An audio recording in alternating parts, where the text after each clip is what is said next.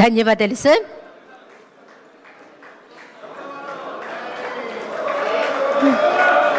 మనమంతా చూస్తున్నాం, ఎప్పుడా అని ఎదురు చూస్తున్నాం.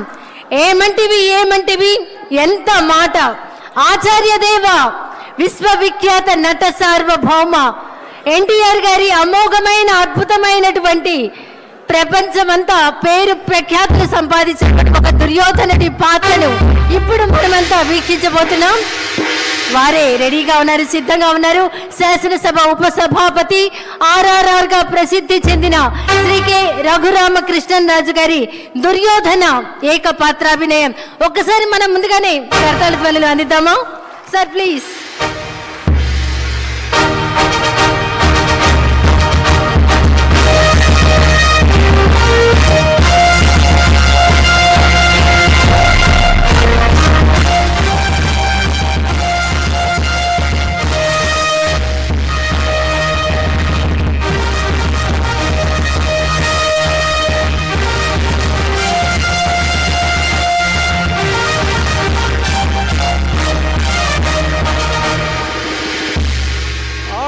ఆచార్య దేవ ఏమంటివి జాతి నెపమన సోత శుద్ధికిందు నిలువ అర్హత లేదందువా.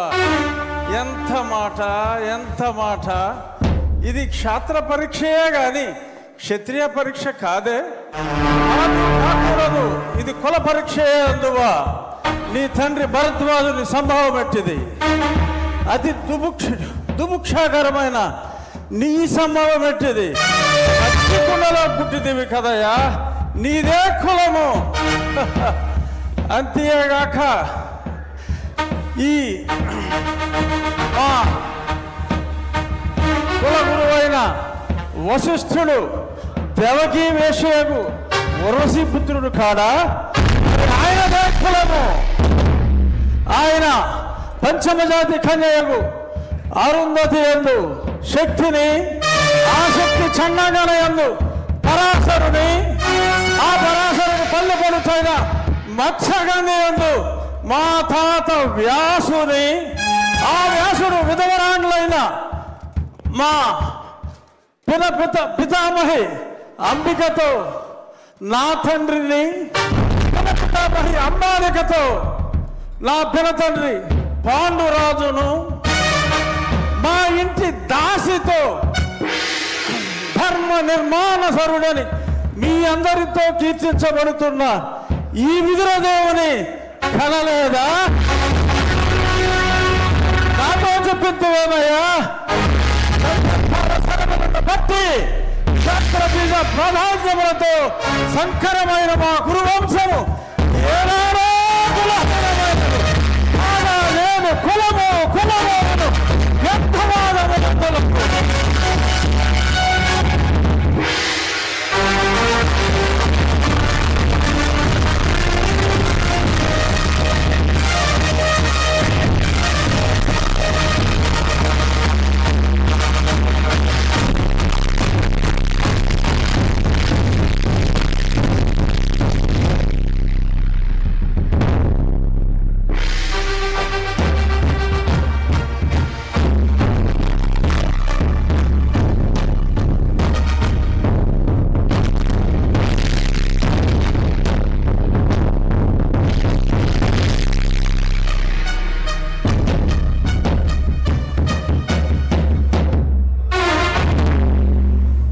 తెలుగుదనాన్ని అద్భుతమైనటువంటి డైలాగుల్లో దుర్యోధనుడి పాత్రలో ఏకపాత్రాభినయం చేసినటువంటి మన శాసనసభ ఉపసభాపతి RRR శ్రీ కె రఘురామకృష్ణన్ రాజు గారికి ఒక్కసారి గట్టిగా కర్తాళ ధ్వనులు అందిద్దాం.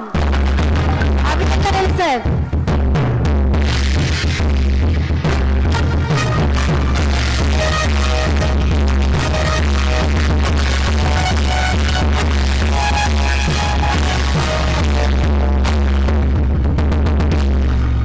తర్వాత